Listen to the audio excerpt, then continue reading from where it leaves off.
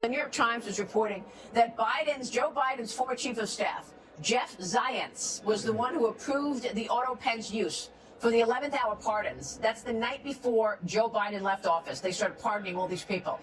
The pardons included a preemptive pardon for General Mark Milley, a preemptive pardon for Dr. Anthony Fauci.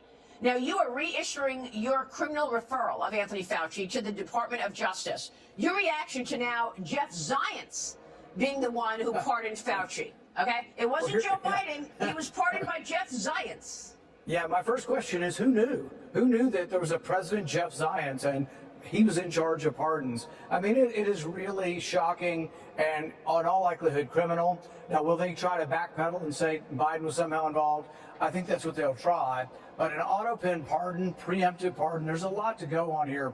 The only way we could actually get this into court is hopefully the DOJ would do their job, indict Anthony Fauci for the felony of lying to Congress, and then take it to court. And then they can plead that, he has been pardoned, but then the court could judge whether the pardon is valid. So the only way we get this into court is someone who's been pardoned will have to be indicted. And I would promote that Anthony Fauci is a prime specimen for this. So I believe he said that he didn't do gain-of-function research. What specifically did Fauci lie about in front of Congress?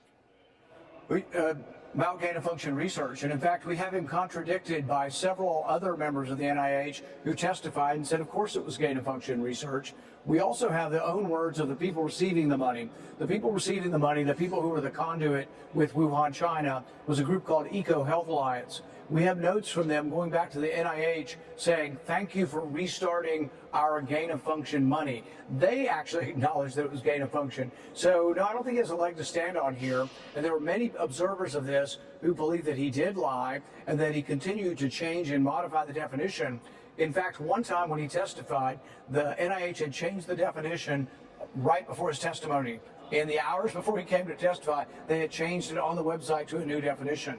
So he was playing games with words, but he wasn't being honest. They were taking viruses, they were combining live viruses, and they were making them more dangerous. They're growing them in human cells, which allows them to adapt and be modified to be spread more quickly among humans. And that's in all likelihood what happened with COVID. It was an animal virus grown in human cells and adapted over time to become contagious. And that's why when it took off, it wasn't like the bird flu.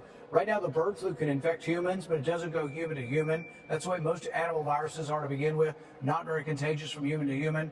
But this virus, COVID-19, when it first affected humans, it went through the human population, went around the world, and that indicates that this was not just your typical animal virus, but in all likelihood an animal virus that had been pre-adapted in the laboratory.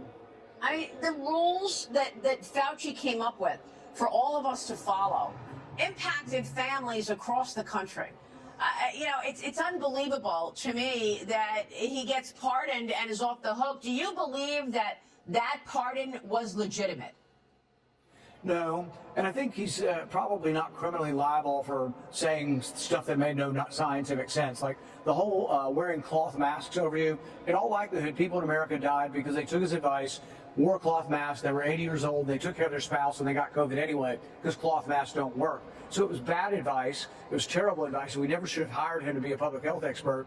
He also severely damaged a lot of our workers, the meatpacking workers, a lot of people who worked really hard in a messy industry. Once they had COVID, he should have told them, in all likelihood, you're safe. Instead, he told them, no, now you still have to triple mask up. You have to be afraid. Your family has to be afraid. He really didn't do any of the things that a public health official should have done.